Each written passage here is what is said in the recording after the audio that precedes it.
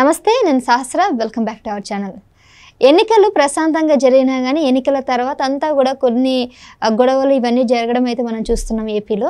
అయితే మొత్తం మీద అంటే ఎన్నికలు జరిగే 1 వీక్ ముందు కూడా మొత్తం ప్రజల యొక్క వేవ్ అంతా కూడా తెలుగుదేశం పార్టీకి అన్నట్టు కూడా మనకు కనబడతా ఉంది. చాలా సర్వేలు కూడా చెప్పడం జరుగుతూ ఉంది. ఇప్పుడు ఎన్నికలు అయిపోయిన తర్వాత ఇప్పుడు ప్రజలు ఏమనుకుంటున్నారు, అసలు ఏపీలో తెలుగుదేశం పార్టీ ఎంత మెజారిటీతో గెలవబోతుంది, ఎన్ని సీట్లు వస్తాయి, అసలు ప్రజల యొక్క ఆలోచన ఏ విధంగా ఉంది, ఇటువంటి అంశాల మీద మనం ఇవాళ పొలిటికల్ అనలిస్ట్ సుధీర్ కట్ట గారు ఉన్నారు, ఆయనతో మాట్లాడదాం. నమస్తే సార్. నమస్తే సార్. ఎలా అనిపిస్తుంది రాజకీయ పరిస్థితులు చూసుకున్నట్లయితే ఏపీలో? మీరు ఆల్రెడీ విజిట్ చేస్తుంటారు కదా, ఆఫ్టర్ ఎలక్షన్స్ తర్వాత ఎలా అనిపించింది మీకు?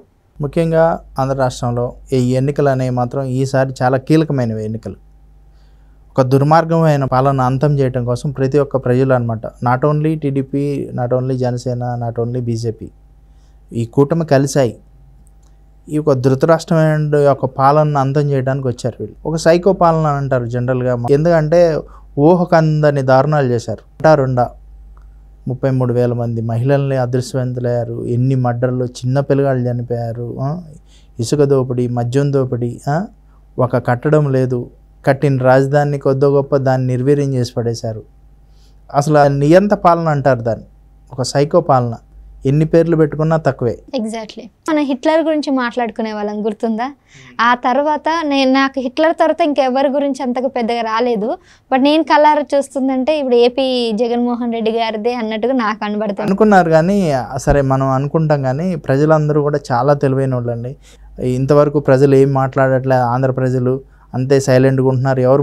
కానీ వాళ్ళు మాట్లాడలేదు. కానీ మొన్న ఓటింగ్కి వచ్చేసరికి వారం రోజుల నుండి ఇంకోటి ఏంటంటే, వారం రోజుల కిందట ల్యాండ్ టైటిలింగ్ వచ్చింది.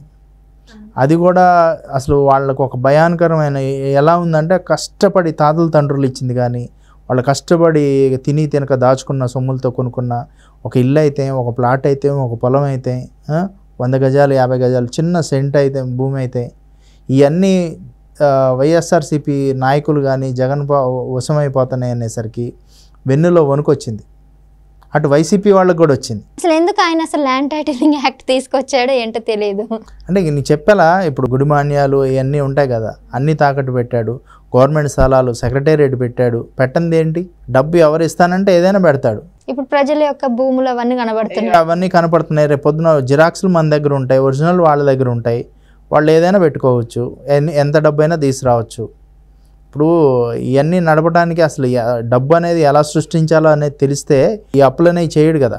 ఆంధ్ర రాష్ట్రంలో మాత్రం ఖచ్చితంగా ఎన్నికలు అటు శ్రీకాకుళం నుండి ఇటు చిత్తూరు, కుప్పం దాకా ఒక వేవ్ అనేది అయితే ఉందండి.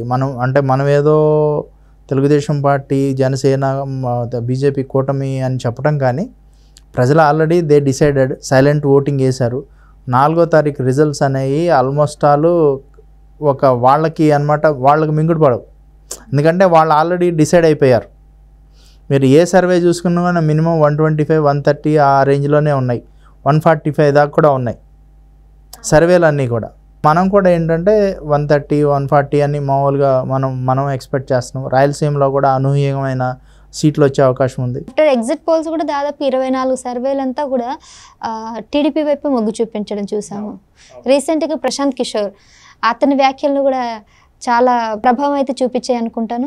ఖచ్చితంగా వాళ్ళు అనాలిసిస్ చేశారు. ప్రజల యొక్క వాళ్ళు ఏం మాట్లాడుకుంటున్నారు, ఏంటి, ఎలా డిసైడ్ అయ్యి ఉన్నారు, ఎందుకు ప్రభుత్వానికి వ్యతిరేక ఓటు వేస్తున్నారు అనేది సర్వేలు ఆల్మోస్ట్ ఆల్. ఇప్పుడు వాళ్ళెవరో సర్వే చేయక్కర్లేదండి. మనం వెళ్ళి ఒక ఆటో ఎక్కి పాన్ షాప్ దగ్గరికి వెళ్ళి 10 మందిని అడిగితే చాలు, అదే జనరల్ సర్వే.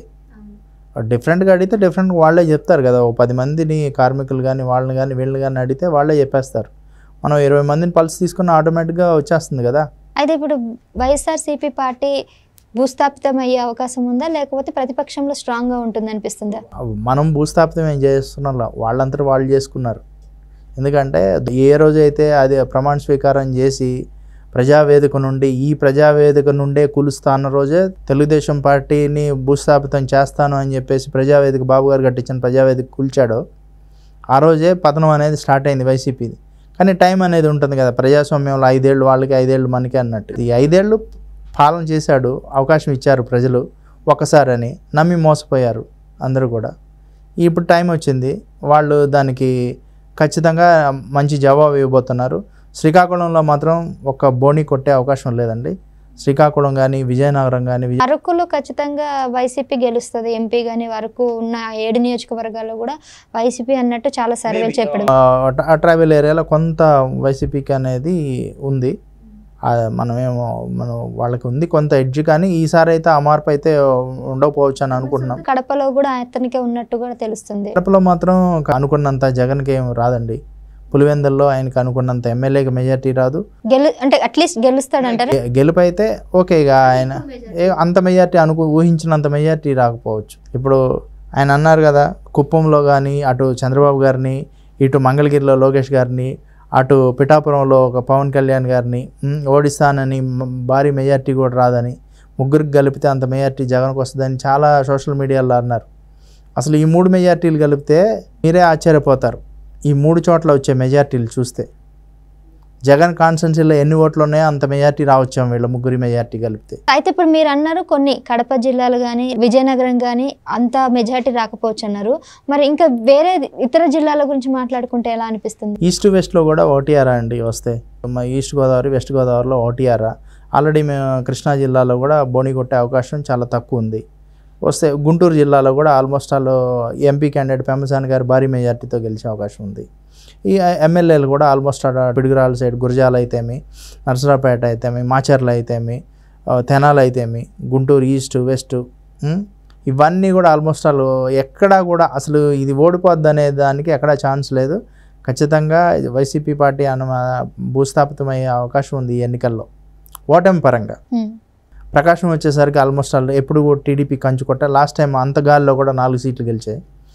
ప్రకాశం జిల్లా కూడా బాగుంటుంది. నెల్లూరులో అనూహ్యంగా విపిఆర్ గారు వచ్చారు. విపిఆర్ గారు రావడం వల్ల ఆల్మోస్ట్ అంత రెడ్డి కమ్యూనిటీయే మావోడు అనేవాడు ఇంత నీచుడా అని చెప్పేసి రెడ్డి కమ్యూనిటీ ఆయన్ని వ్యతిరేకించేసి, జగన్మోహన్ రెడ్డి గారిని వ్యతిరేకించేసి తెలుగుదేశం పార్టీకి పట్టం కట్టారు. ఆల్మోస్ట్ నెల్లూరులో కూడా ఆల్మోస్ట్ 8-9 వచ్చే అవకాశం ఉంది. నెల్లూరు ఇటు పోయితే చిత్తూరులో కూడా 8-9 వచ్చే అవకాశం ఉంటుంది. అనంతపురం కూడా ఆల్మోస్ట్ 1-2 మిస్ అవుతుంది. కడపలో కూడా ఆల్మోస్ట్ హోరాహోరీ, వాళ్ళకి సగం మనకు సగం వచ్చిన ఆశ్చర్యం లేదు. టగ్ ఆఫ్ వార్ ఉంటుంది. ఎందుకంటే స్వతహాగా అది కడప జిల్లా అనేది వాళ్ళ రాజశేఖర రెడ్డి యొక్క ఫ్యామిలీకి అందరంగా ఊర్లు నమ్ముకొని వెళ్తారు కదా, అట్లా ఆ బేస్లో. రైట్ అండి. సో మొత్తం మీద అయితే వైసీపీ ప్రభుత్వం అయితే కూలిపోయే అవకాశం ఉందన్నట్టు ఎన్నికల తర్వాత ఓటర్లు ఇచ్చిన తీర్పు ఆ విధంగా ఉండబోతుందని సుధీర్ కట్ట గారు అంటున్నారు. ఇంతకీ మీరేమనుకుంటున్నారు? కామెంట్ చేయండి. Thank you.